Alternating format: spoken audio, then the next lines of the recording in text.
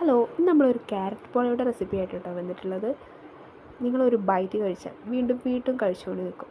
അത്രയ്ക്ക് ടേസ്റ്റാണ്. വായിലിട്ട് അലിഞ്ഞു പോകുന്ന ഒരു പോള റെസിപ്പി. അപ്പോൾ അതിന് വേണ്ടത് 3 മുട്ടയായിട്ട് നന്നായിട്ട് ബീറ്റ് ചെയ്ത് മാറ്റി വയ്ക്കുക. ഇതിലേക്ക് 4 ക്യാരറ്റാണ്. 4 ക്യാരറ്റ് ചോപ്പ് ചെയ്ത് വേവിച്ചെടുക്കുകയാണ് ചെയ്യുന്നത്.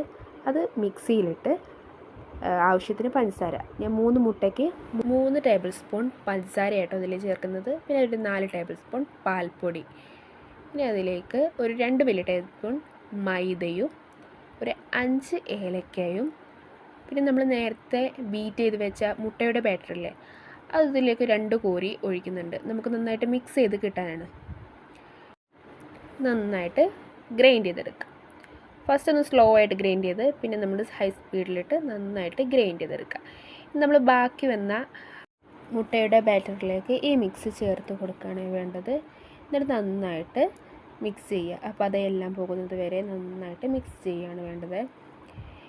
മുട്ട നന്നായിട്ട് ബീറ്റ് ചെയ്താൽ നമുക്ക് നല്ലൊരു ഫ്ലഫി ആയിട്ടുള്ള നല്ല സ്പോഞ്ചി കേക്ക് നമുക്ക് കിട്ടും. ഇനി വേണമെങ്കിൽ ബീറ്ററില്ലാത്തവർ മിക്സിയിലിട്ടും നമുക്കത് ബീറ്റ് ചെയ്യാവുന്നതാണ്. ഇനി സ്റ്റൗ കത്തിച്ച് ഒരു കുഴിയുള്ള പാന് അടുപ്പത്ത് വെക്കുക. ഇതിലേക്ക് 1 ടേബിൾ സ്പൂൺ ഗീയാണ് ഒഴിക്കുന്നത്. ഇതിലേക്ക് അണ്ടി മുന്തിരി ഇട്ട് വറുത്തെടുക്കുക. അത് നന്നായിട്ട് വറുത്ത് ബ്രൗൺ കളറാകുമ്പോൾ കോരി മാറ്റുകയാണ് വേണ്ടത്.